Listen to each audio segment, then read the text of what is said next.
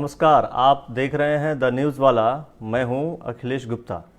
Screen पर जो आप तस्वीर देख रहे हैं कि हरिद्वार में 2 नए कोरोना के संक्रमित पाए गए हैं। ये कोरोना के संक्रमित हरिद्वार में पाए गए हैं। रुड़की के आसपास का मतलब भगवानपुर में, मानक माजरा में ये 2 कोरोना केसेस पाए गए हैं। अब वास्तव में हमें अब सोचने की ज़रूरत आ गई है। अब नहीं, मैं बार बार इस बात को कहता हूँ कि लोगों को समझने सोचने की ज़रूरत आ गई है। जैसा आप स्क्रीन पर देख रहे थे, जैसा आप इन्फॉर्मेशन देख रहे हैं कि उत्तराखंड में 2 नए कोरोना जब केस मिले तो उत्तराखंड में टोटल जो केस हो गए हैं वो हो गए हैं 42। कुछ समय पहले 40 तक थी, कुछ समय पहले बहुत ही कम था। अचानक कोरोना के केसेस बढ़ते चले गए। उत्तराखंड में कुछ जगहों को रेड जोन में शामिल कर दिया गया है। जैसे ही कोरोना के केस 7 केस हरिद्वार डिस्ट्रिक्ट में आए हैं, जिला हरिद्वार में 7 केसेस आए हैं, कोरोना के 7 पॉजिटिव केसेस मिले हैं, तब से कल से ही तुरंत हरिद्वार को रेड जोन में शामिल कर दिया गया है। Red zone, orange zone, green zone, 3 zone बनाए गए हैं। तीनों जोनों का मतलब मैं आपको बताता हूँ। रेड जोन का मतलब यह है कि आप बिल्कुल लॉक्ड ऑफ रहेंगे, बिल्कुल लॉकडाउन रहेंगे। लॉक्ड ऑन का मतलब पूरी तरह से आप अंदर पैक हो जाएंगे, अंदर बंद हो जाएंगे, और आपको जो सुविधाएं दी जाएंगी वो टेली कॉलिंग के थ्रू दी जाएगी, फ़ोन के द्वारा दी जाएंगी। आपको सुविधाएं आपको घर तक पहुंचाई जाएंगी और आपको घर से बाहर नहीं निकलना है। घर से बाहर निकलने पर आपको सज़ा दी जाएगी। तो पूरी तरीके से फोर्स भी तैनात है। अब देखा जाएगा कि स्थिति अब और कितना हम अच्छा इसको बना सकते हैं, क्योंकि सहयोग अब हमें करना है। हमें का मतलब यह है कि हमारी जनता को ही सहयोग करना होगा। रुड़की के आसपास ही सारे केसेस हैं। एक हरिद्वार में, क्योंकि आपको पता है कि रुड़की हरिद्वार जिला के अंतर्गत ही आता है, तो हरिद्वार जिला को रेड जोन घोषित कर दिया गया है। इसके साथ ही नैनीताल को भी रेड जोन घोषित कर दिया गया है साहब। और देहरादून तो पहले से ही रेड जोन में है, यानी वहाँ पर सुख सुविधाओं का दिक्कत है। सुख सुविधाओं का दिक्कत का मतलब ये कि सरकार उन तक पहुँचा रही है। पुलिस प्रशासन बार बार ये कह रहा है कि आप लोग अपने घरों में रहो, आप घरों के अंदर रहो, वहाँ तक आपको हम सामान पहुँचाने का प्रयास करेंगे। बहुत बड़ी बात है। इसीलिए बार बार आप लोगों को कहा जाता था कि आप लोग कृपया करके कोशिश कीजिए कि घरों के अंदर रहिए। जैसे ही 2 केस मिले हैं तब से हर जगह हड़कंप मचा हुआ है। और एक और बहुत ही खास खबर मैं आपको बताने वाला हूँ। फिलहाल बात हो रही है कि हरिद्वार को रेड जोन में शामिल कर दिया गया है। तो इसका मतलब साफ है, कुछ समय पहले ही जैसे 2 नए मरीज आए हैं, लोगों ने, प्रशासन ने, उत्तराखंड सरकार ने हरिद्वार को रेड जोन में शामिल कर दिया गया है। अब आते हैं खबर के दूसरी तरफ ये है, जैसा आप देख रहे हैं कि 2 केसेस पाए जाने के बाद कोरोना योद्धाओं का सम्मान भी चल रहा है पैरेलली, क्योंकि जाहिर सी बात है कोरोना योद्धाओं के सम्मान की भी ज़रूरत है। बिना उनके सम्मान की उनको वो काम कैसे करेंगे। आसफ नगर में भी कोरोना योद्धाओं को किया गया सम्मानित। अब आप ये सोचेंगे कि कोरोना योद्धाओं को सम्मानित किया गया तो इसमें नया क्या है और आप उसके अंदर क्या दिखाने वाले हैं, लेकिन ये है कुछ नए तरीके का, कुछ अनोखा तरीके का कोरोना योद्धाओं को सम्मानित किया गया है। ये आप जो तस्वीर आप स्क्रीन पर देख रहे हैं, इसमें क्या किया गया है, बेसिकली जो लोग कोरोना योद्धा थे उनका फोटोग्राफ्स, मतलब जो लगभग 40 लोगों को, जिसके अंतर्गत पुलिस, स्वास्थ्य, सफाई कर्मी, जल थल नभ सेना, जो सेना है, अर्धसैनिक बल है, बैंक कर्मी, जो भी अपने गांव में सेवा दे रहे हैं, बाहर सेवा दे रहे हैं, तो वहाँ के गांववासियों ने, मैं आसफ नगर की बात कर रहा हूँ, ग्राम की, आसफ नगर के लोगों ने इन लोग को योद्धा की उपाधि देकर के सम्मानित किया है। अब योद्धा की उपाधि कैसे देंगे, आपको पता है कि सोशल मीडिया का ज़माना है। सोशल मीडिया यानी कि हर जगह कोई भी खबर आती है तो सोशल मीडिया पर लोग सर्च करते हैं, या कोई चीज़ अपनी बात कहनी होती है तो सोशल मीडिया पर ही वो अपनी बात कहते हैं। तो सोशल मीडिया आज की डेट में एक पावरफुल टूल हो गया है टू स्प्रेड द इन्फॉर्मेशन। तो अब इन्फॉर्मेशन को स्प्रेड करने के लिए सोशल मीडिया का अच्छा प्लेटफॉर्म हो गया है। तो अब सोशल मीडिया अब जाहिर सी बात है आपको कि एक तरीके से अपनी बात रखने का एक प्लेस स्थान हो गया है। अब क्या किया गया कि आसफ नगर के लोगों ने कोरोना योद्धाओं को सम्मानित करने के लिए फोटोज लिए उन कोरोना योद्धाओं के जो कि सेवा में लगे हुए हैं। उनको एक साथ एकत्रित नहीं किया, अलग तरीके से मनाया। जैसा आप स्क्रीन पर देख रहे हैं, फोटो का कोलाज बना करके उन लोगों ने शेयर किया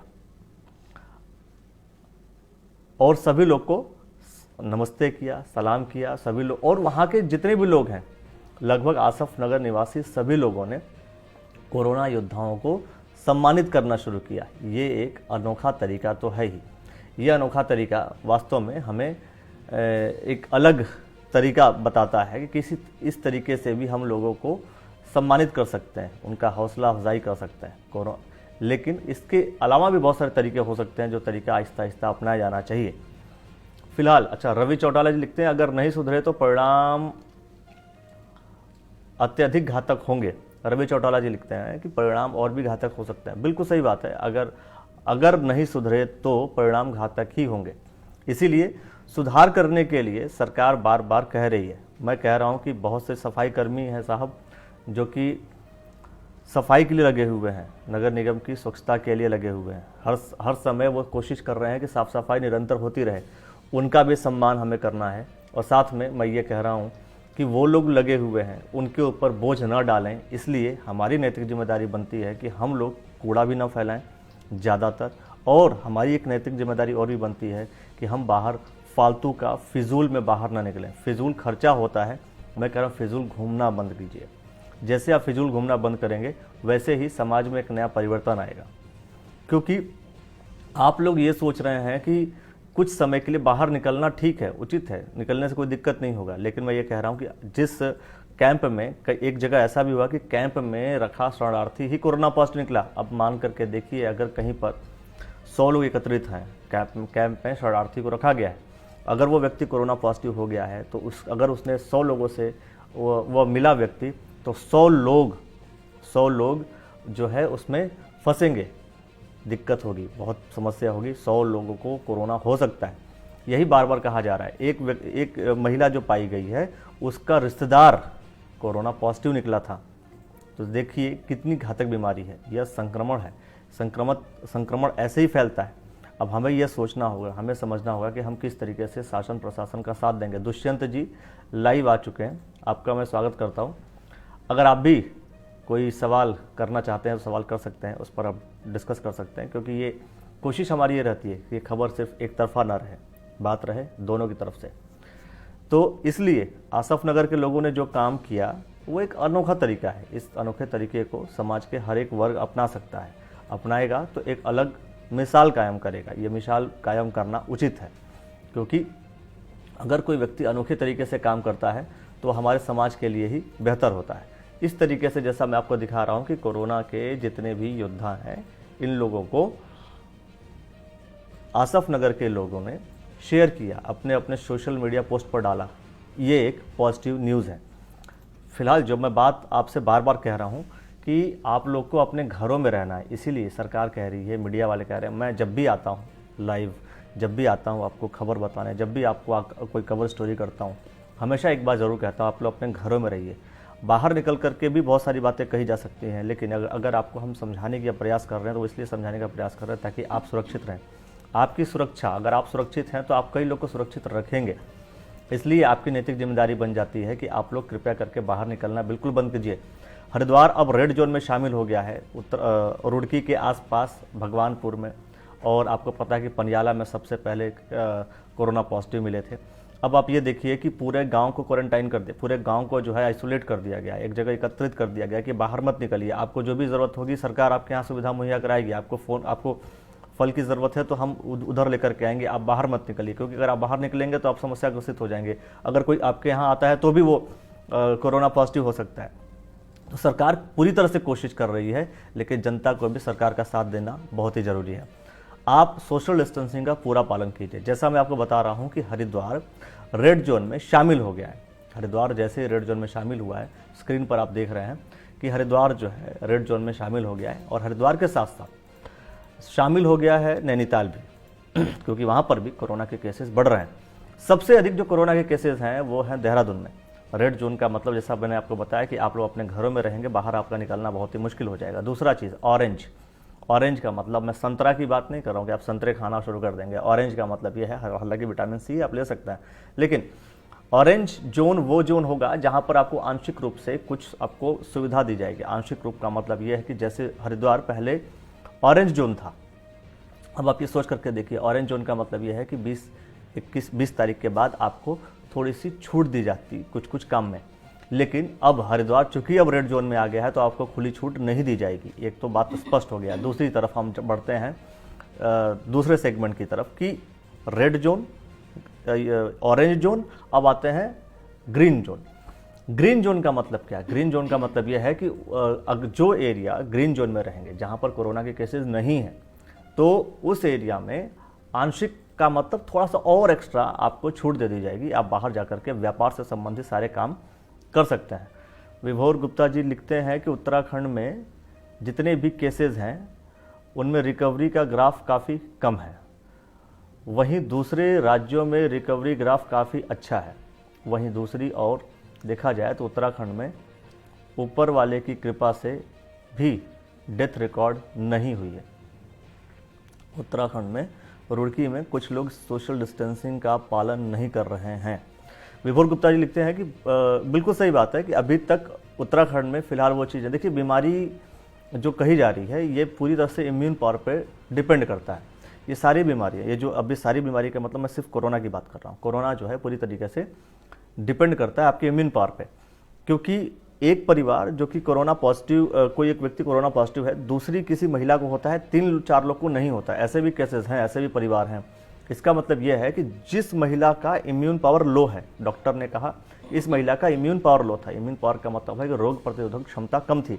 अगर रोग प्रतिरोधक क्षमता कम है तो आपको बीमारी के चांसेस बढ़ जाते हैं। हालांकि ये बहुत ही बेसिक बात है कि हर किसी बीमारी में इम्यून पावर की ही बात की जाती है, लेकिन ये एक ऐसी बीमारी है कि इम्यून पावर है तो आप उससे बच सकते हैं।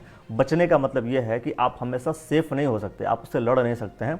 आप कुछ टाइम के लिए बचेंगे, लेकिन अगर आपने आपको क्वारंटाइन कर लिया, अपने आप को क्वारंटाइन कर लिया, आपको लगा कि थोड़ा सा लक्षण है और आपने अपने आप को क्वारंटाइन कर लिया, तो यू विल बी सेफ। इसलिए आप जरूरी यह है कि आप लोग हमेशा सुरक्षित रहें। सुरक्षित आप तब रहेंगे जब आप अपने आप को क्वारंटाइन करने की कोशिश करेंगे, आप अपने आप को आइसोलेट करने की कोशिश करेंगे।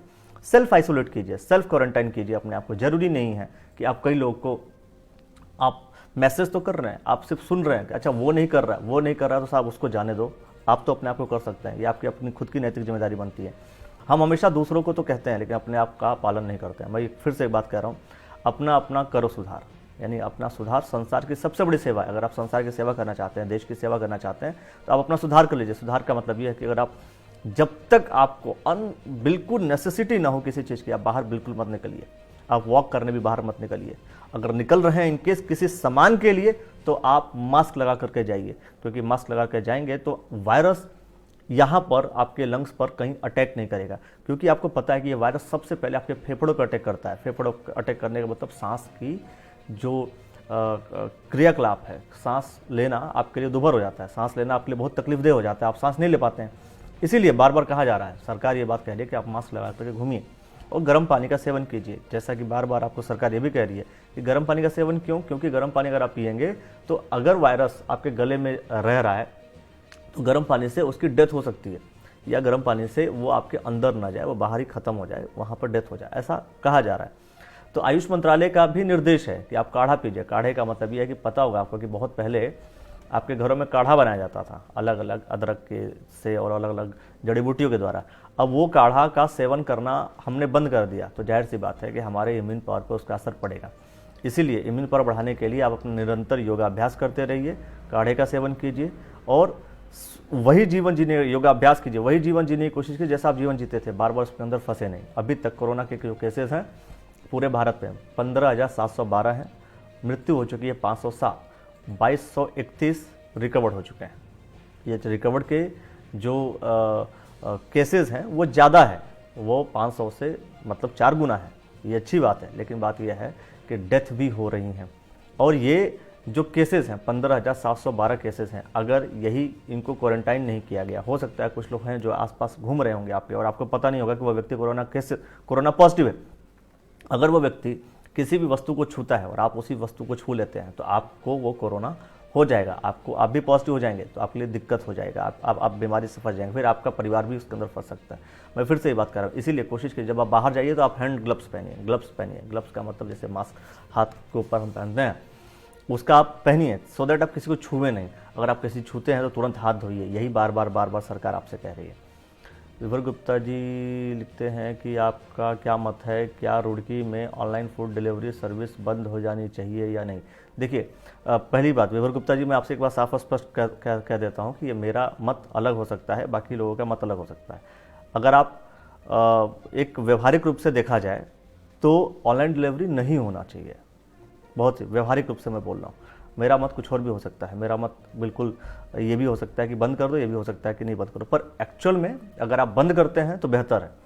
ये किसी भी चीज़ की अधिकता या कम, ये डिपेंड करता है सिर्फ और सिर्फ जनता के ऊपर।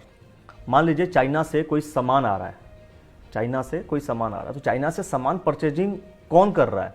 क्या सरकार आपके ऊपर प्रेशर कर रही है सामान परचेज करने के लिए? नहीं। मैं आपको जो समझाना चाह रहा हूँ, शायद आप मेरी बात को समझ रहे हैं, सरकार प्रेशर नहीं दे रही है।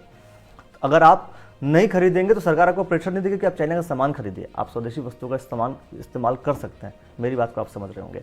मेरा साफ साफ कहना है आप लोगों से कि जबरदस्ती सरकार नहीं करती है, बल्कि जनता ही उस चीज़ में इन्वॉल्व हो जाती है। तो जनता को समझदार होना पड़ेगा। कोई व्यक्ति प्रेशराइज नहीं करता है किसी वस्तु को खरीदने के लिए। ऑनलाइन आप अमेजॉन से, फ्लिपकार्ट से और फलाना जितने भी सोशल और ये जो ऑनलाइन प्लेटफॉर्म्स हैं जहाँ पर सेल किए जाते हैं, लेकिन वो खरीदने की जिम्मेदारी हमारी होती है। आज के डेट में ये बात सत्य है कि हमारे लोकल जो दुकानदार हैं वही हमारे काम आ रहे हैं। अगर आपको सामान कोई भी खरीदना है, आपको फूड खरीदना है, आपको गेहूँ, आटा, चावल कुछ भी आपको खरीदना है, तो आप अपने आसपास के दुकानदार ही आपके काम आ रहे हैं। मैं ये नहीं कह रहा हूँ कि ऑनलाइन के जो व्यापार है वो ख़त्म हो जाना चाहिए, ऐसा बिल्कुल नहीं है। लेकिन बात यह है कि आपको अपने आसपास के लोगों का भी ध्यान रखना पड़ेगा, क्योंकि वही लोग हैं जो आपकी इस सिचुएशन में काम आ रहे हैं। जैसा कि अभी कुछ समय पहले अभी एक और खबर आ रही थी कि 20 तारीख के बाद ऑनलाइन वस्तुएं आप खरीद सकते हैं, लेकिन बात यह सरकार को फिर से इस पर विचार करना पड़ेगा कि अगर आप ऑनलाइन वस्तुएं खरीदेंगे तो क्या गारंटी है, सरकार क्या इसकी गारंटी देगी कि वह व्यक्ति जो सामान लेकर के आएगा, जो डिलीवर करेगा, वो कोरोना पॉजिटिव नहीं है। अगर कोरोना पॉजिटिव आज नहीं है तो क्या जरूरी है कि वो 15 दिनों में कोरोना पॉजिटिव नहीं निकल सकता है? इसकी भी व्यवस्था सरकार को करनी पड़ेगी, इसकी भी गारंटी सरकार को ही करनी पड़ेगी।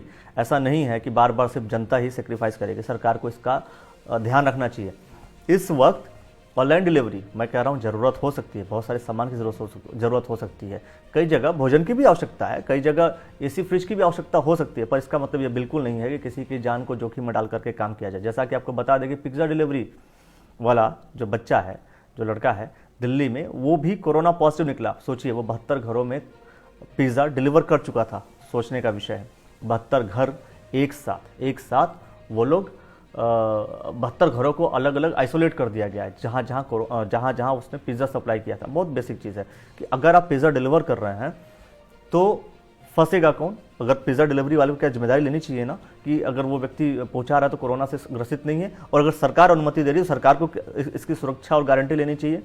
और अगर आप नहीं ले सकते हैं तो आप डिलीवर क्यों करा रहे हैं? लेकिन उससे अधिक मैं कह रहा हूँ, फिर जनता को सोचना पड़ेगा, क्या पिज़्ज़ा खाना ज़रूरी है? क्या बर्गर खाना ज़रूरी है? क्या मुझे ऐसा तो नहीं लगता है कि इस समय पिज़्ज़ा बर्गर खा करके ही लोग जीवन जी रहे होंगे।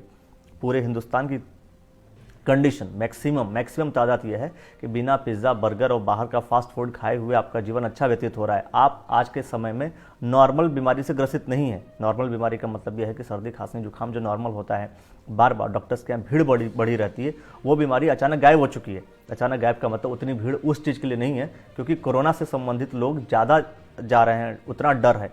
एक तरीके का ये भी है कि आप अपने इम्यून पावर इतना लो कर देते हैं कि बार बार आप डर के डॉक्टर्स के पास जाते रहते हैं।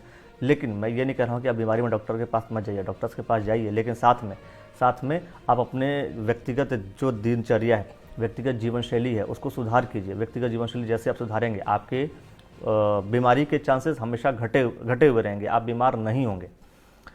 इसलिए ज़रूरी है कि आप लोग कृपया करके हर तरीके से आप अपने इम्यून पावर को बढ़ाने का प्रयास कीजिए। इम्यून पावर बढ़ेगा कैसे? आपके अपने दिनचर्या से, आपके अपने व्यक्तिगत जीवन शैली से, व्यवहारिक जीवन से। जब तक हम अपने जीवन जीने के तरीके को नहीं बदलेंगे तब तक यकीन मानिए कि हम इम्यून पावर नहीं बढ़ा सकते, तब तक हम समाज को नहीं बदल सकते हैं। तो अपने जीवन जीने के तरीके को बदलना पड़ेगा। यादवेंद्र लिखते हैं कि आसफ नगर के योद्धाओं को न्यूज़ पर, जी बिल्कुल, जो अच्छा काम करेगा साहब उसको तो जाहिर सी बात है, न्यूज़ की कवर की बात नहीं है, ये हमारा कर्तव्य बनता है कि हम एक अच्छी इन्फॉर्मेशन आपको, हमें सूचना देनी है, अच्छी या बुरी, लेकिन कोशिश ये है कि अगर कोई अच्छा करता है तो it is very positive. It is very positive का कोई अच्छा इनिशिएट करता है, वो उस इनिशिएशंस के लिए भी तारीफ़ की बात होती है। मैं फिर से ये बात कह रहा हूँ लास्ट में सिर्फ एक बात कि कोरोना रुड़की के आसपास ज़्यादा पाया गया। अब हरिद्वार पूरे डिस्ट्रिक्ट को रेड जोन में डाल दिया गया है। कुछ जगह अभी भी ऑरेंज जोन है, कुछ जगह ग्रीन जोन है। उत्तराखंड में उतने केसेस नहीं हैं, ये बात बिल्कुल सत्य है। इसका मतलब ये नहीं है कि सड़कों पर घूमेंगे। रेड जोन इसलिए डाला गया है ताकि आप अपने घरों में बिल्कुल चले आइए। पूरे फोर्स लगी हुई है, बाहर निकलेंगे तो आपको सजा भी भुगतनी पड़ेगी। फिलहाल आज तक के लिए, अभी तक के लिए सिर्फ इतनी खबर। मैं उम्मीद करता हूँ ये खबर आपको सारी समझ में आई होंगी और भी बहुत सारी बातें लेकर के मैं आहिस्ता आहिस्ता आऊँगा और आपको अलग अलग खबरों से रूबरू कराऊँगा। तब तक के लिए बहुत बहुत धन्यवाद, बहुत बहुत शुक्रिया। अगर आपको वीडियो अच्छा लगा है, मैं ये बात कह रहा हूँ, आज वीडियो को शेयर कर दीजिए और साथ में हमारे इस पेज को लाइक कर लीजिए। हमारा यूट्यूब चैनल है, यूट्यूब चैनल का लिंक भी हम आपको डिस्क्रिप्शन में देते हैं। उस यूट्यूब चैनल को जाकर सब्सक्राइब कर लीजिए ताकि आप हमेशा रुड़की से संबंधित खबरों से जुड़े रहें। रोज़ आपको हम 2 टाइम लाइव आते हैं और आपको खबरें देते हैं। बाकी इस टाइम भी हम लाइव आते हैं, लेकिन कोशिश ये रहती है कि 2 टाइम हमारा फिक्स रहे। फिक्स का मतलब हम 12 बजे के आसपास, 12 से 1 के बीच में और शाम को 8 से 9 के बीच में वो खबर होती है। कुछ हमारे न्यूज़ वाले स्पेशल्स होते हैं जो हम स्पेशल्स आपके सामने रखने का प्रयास करते हैं और हम आपसे रूबरू होने की कोशिश करते हैं, हम आपसे बात करने की कोशिश करते हैं। आपके मन में कोई प्रश्न हो, कोई सुझाव हो या आप कोई खबर देना चाहते हैं, आप अपना खबर भेज सकते हैं विद फोटोग्राफ्स, विद कंटेंट पूरा लिखिए और भेज दीजिए team.newswala@gmail.com पर। मुझे उम्मीद है कि आपको ये अच्छी लगी होगी। फिलहाल ये अब हम आज आपको फिलहाल हम विदा लेते हैं। नमस्कार, बहुत बहुत शुक्रिया।